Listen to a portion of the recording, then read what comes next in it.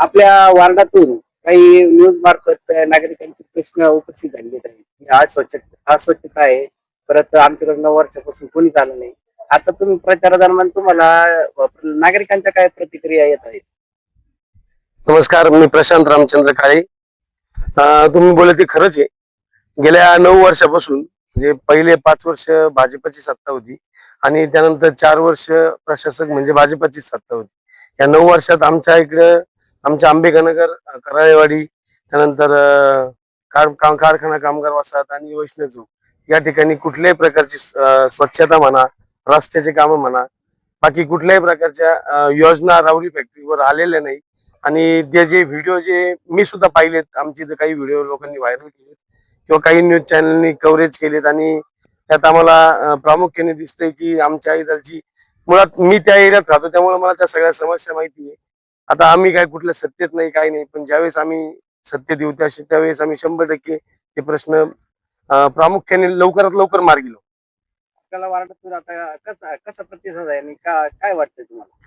वार्डातून प्रतिसाद म्हटलं तर आता आमच्या कानावर असं येतंय की 1 नंबर ते 10 नंबर मध्ये चर्चा फक्त गावात 9 नंबरची. आमच्या इथं तुम्ही महिलांचा प्रतिसाद पाहताल तर स्वयंस्फूर्तीने 100-150 महिला आमच्या प्रचारात असतात. त्या स्वतः आमचा प्रचार करतात. त्यामुळं मला तरी असं वाटत नाही की आमच्या इथं काही होईल. आमच्या इथं आमचा विजय निश्चित होईल.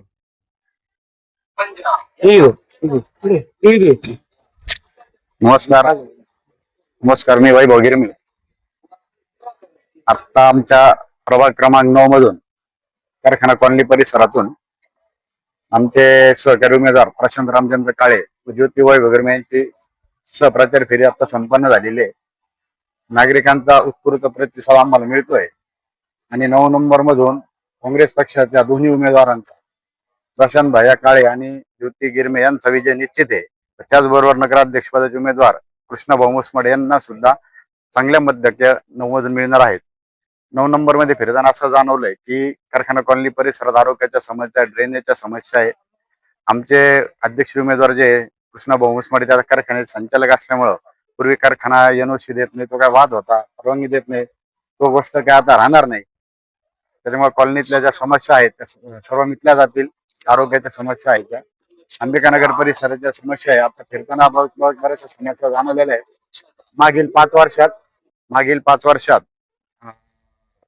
ज्यांची सत्ता होती आणि 4 वर्ष पुढे 9 वर्ष प्रशासकांची सत्ता होती, राज्यात पण त्यांचं सरकार होतं. त्या मानाने आता ज्यांचं राज्यात सरकार होतं, गावात सरकार होतं, त्यांनी आता लोकांना आम्हाला संधी द्या, आम्ही विकास करू, हे सांगणं एकदम अयोग्य आहे त्यांचं. त्यांना आता लोक काय संधी देतील असं वाटत नाही.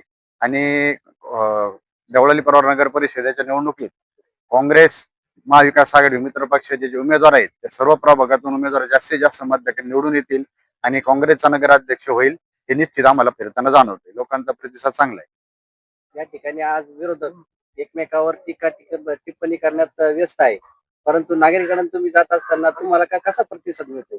आम्हाला प्रतिसाद चांगला आहे. आता वैयक्तिक टीका टिप्पणी ह्या गावची एक निवडणुकीची परंपरा वेगळी राहिलेली आहे. तर वैयक्तिक टीका टिप्पणी सुरू झालेली, पण महाविकास आघाडीने फक्त आपल्याला डेव्हलपमेंट म्हणजे विकास आणि सामाजिक सलोखा या विषयावरच आम्ही काम करतोय.